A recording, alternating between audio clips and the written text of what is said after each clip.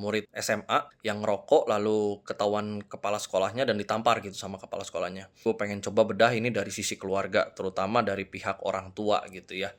Jadi untuk orang tua si anak SMA ini, ya menurut gue dia berhak lah untuk komplain gitu ke pihak sekolah. Kan mungkin bisa banyak jalan lain yang bisa ditempuh, nggak harus nampar kan. Bisa aja mungkin dengan disita atau dia diadukan ke orang tuanya atau diskors atau dengan yang lain gitu. Cuman yang mau gue highlight gitu, si orang tua ini kelihatannya sama sekali nggak memberi sanksi ataupun hukuman ataupun teguran kepada si perokok ini. Dia cuma nyalahin, oh sekolahnya nampar, ini kurang ajar, kita akan bawa ke jalur hukum gitu kan. Tapi si anak ini ya udah gitu dianggap dia hanya sebagai korban.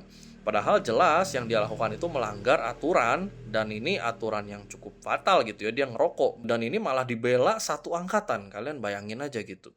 Pertama udah orang tuanya belain dia, satu angkatannya pun belain dia. Di sini gue udah nggak ngerti sih sebagai orang tua, harusnya kan orang tua itu justru pihak yang menjaga nilai si anak gitu kan.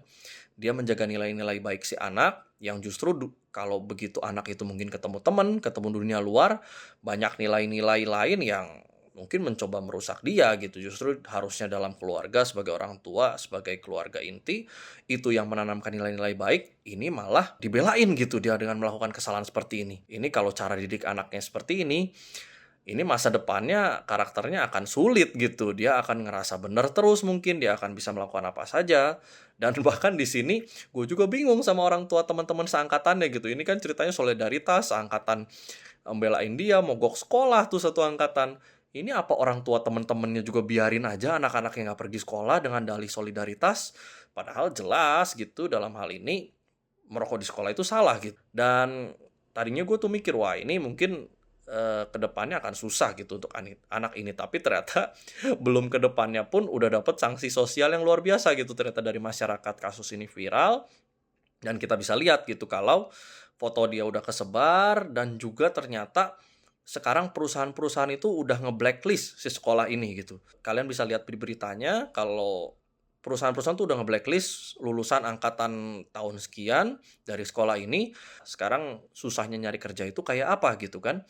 Dan ini udah udah susah cari kerja, kalian kena blacklist sama perusahaan-perusahaan besar ataupun perusahaan-perusahaan kecil di sekitar situ ya.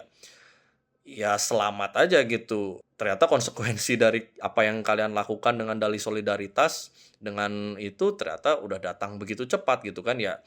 Yang gue harapin sih semoga kejadian seperti ini nggak kejadian lagi gitu ya.